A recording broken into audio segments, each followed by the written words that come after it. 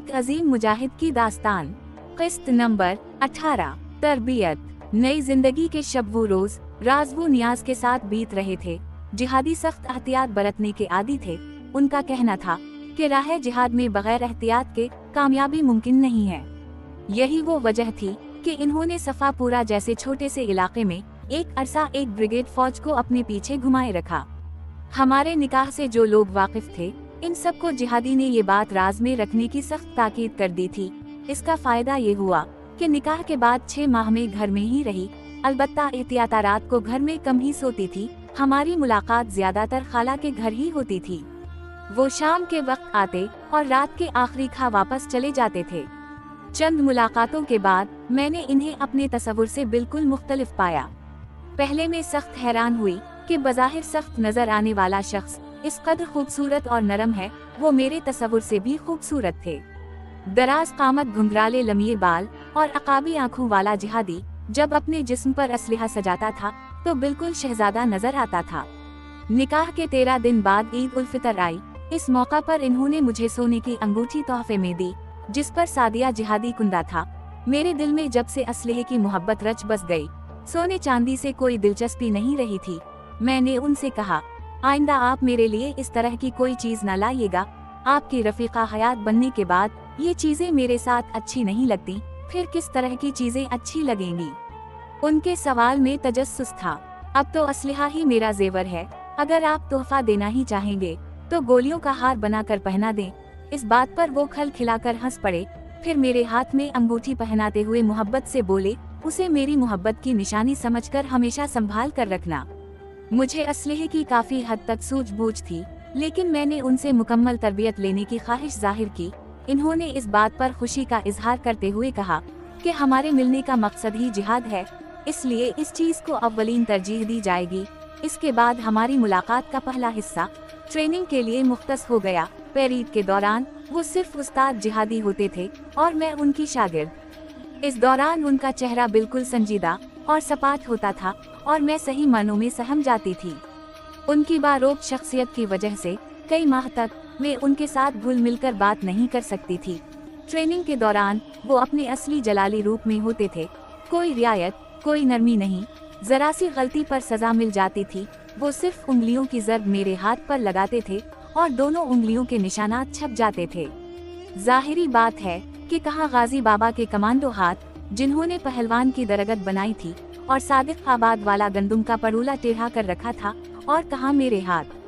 तरबियत का आगाज मैटरकस से हुआ। इसके बाद पिस्टल और दीगर चीजें भी सिखाई गईं। मैं हर चीज को जाती दिलचस्पी के साथ सीख रही थी और हर चीज को बहुत जल्द जहन नशीन कर लेती थी।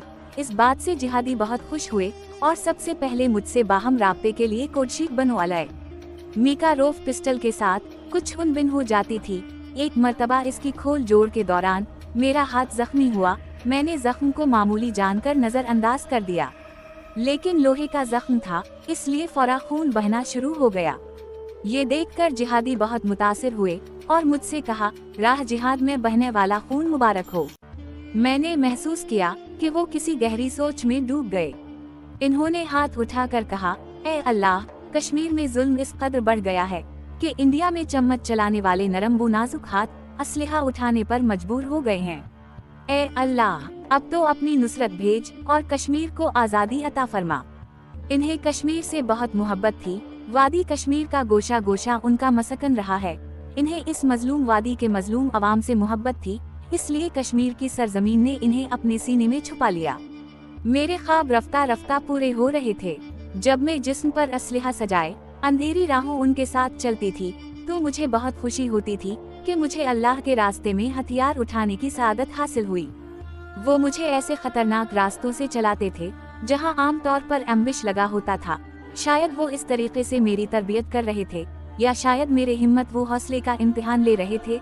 अल्लाह के फजल से मुझे कोई डर या खौफ महसूस नहीं होता था, बल्कि इसके बाद हमेशा के लिए मेरे दिल से डर और खौफ निकल गया।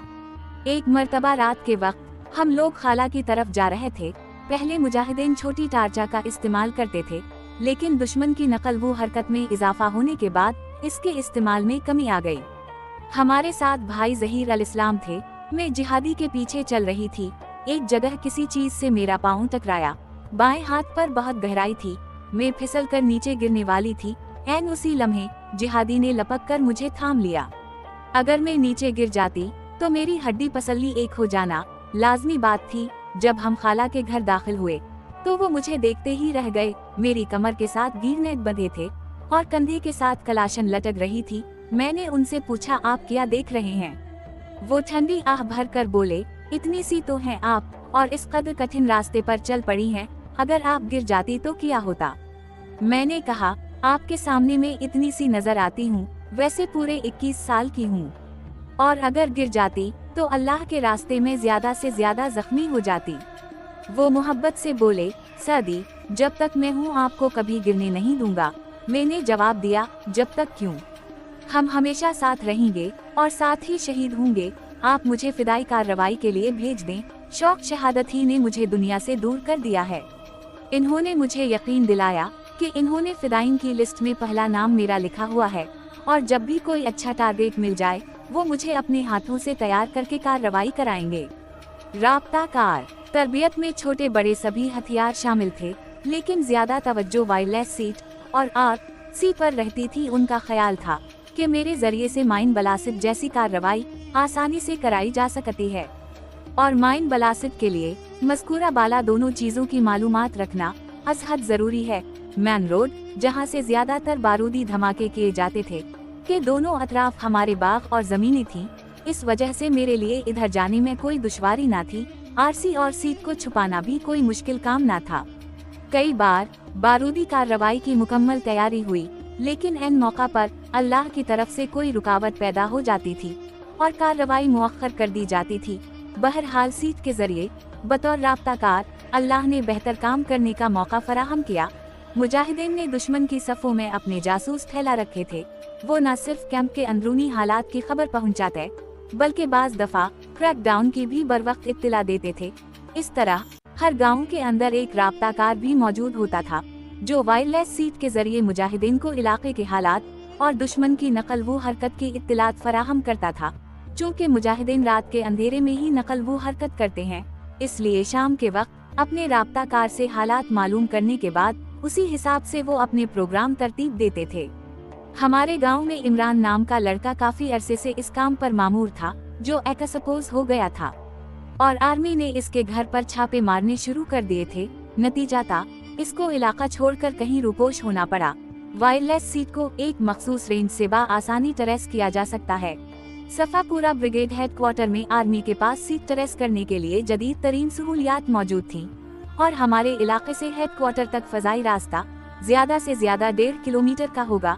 ये कोई ज्यादा फासिला न था, इसलिए उनके लिए राब्ता का फासिला, सिमत और राब्ताकार की आवाज का खोज लगाना कोई मुश्किल काम न था। इस वजह से राब्ताकार फौरन ट्रेस हो जाता था।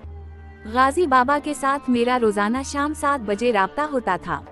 इन्होंने मुझे सरगोशी में बोलने की हिदायत की थी, क्योंकि इस तरह मर्द औरत का पता नहीं चलता है।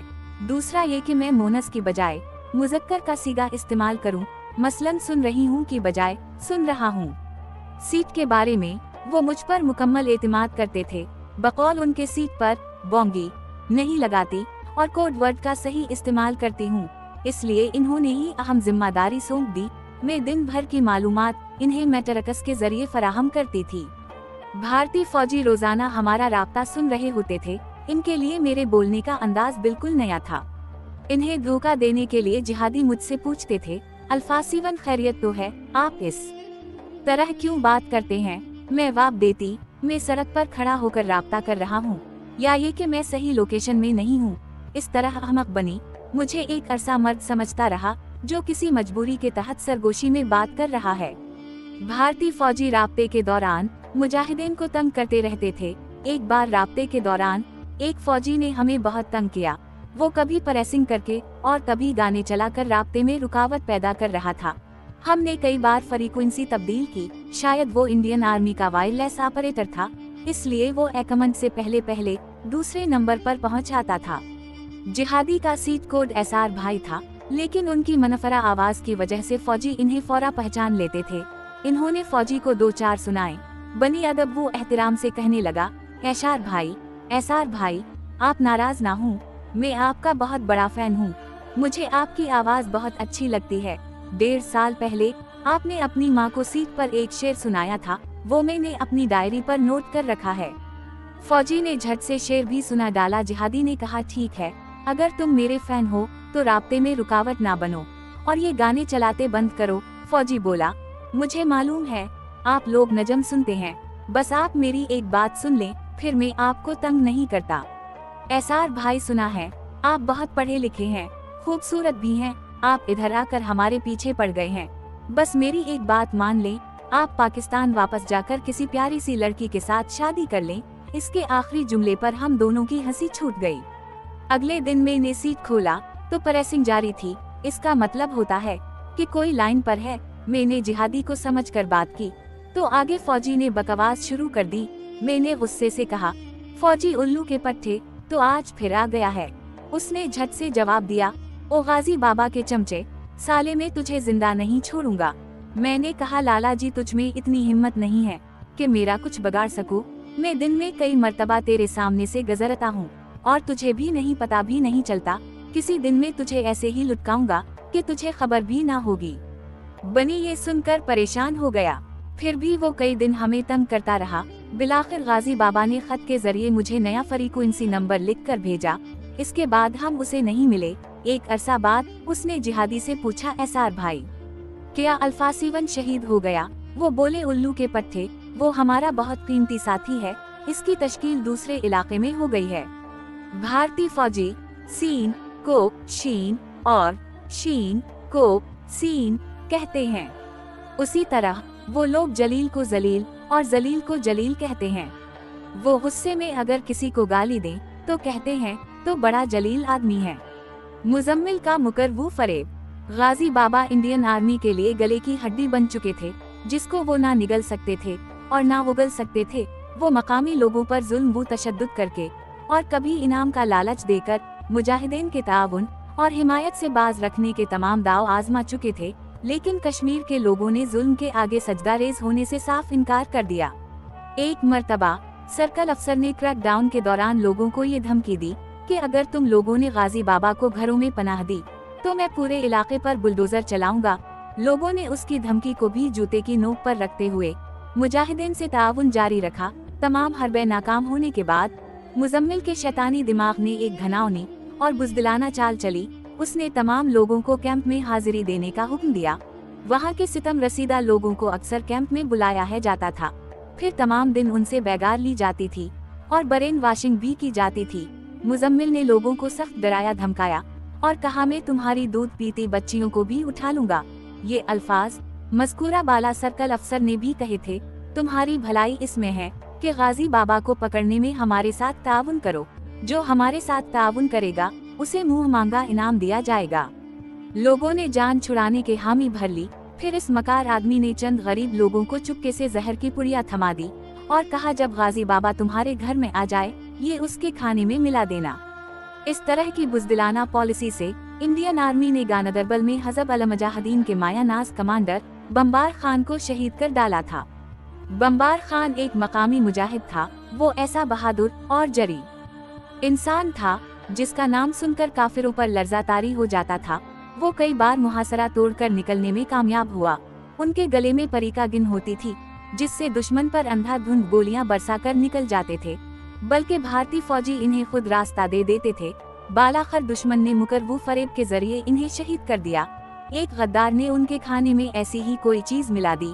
वो नीम बेहोशी की हालत में मकान से बाहर आए और अधा खली आंखों से दुश्मन पर गोलियां बरसाते रहे।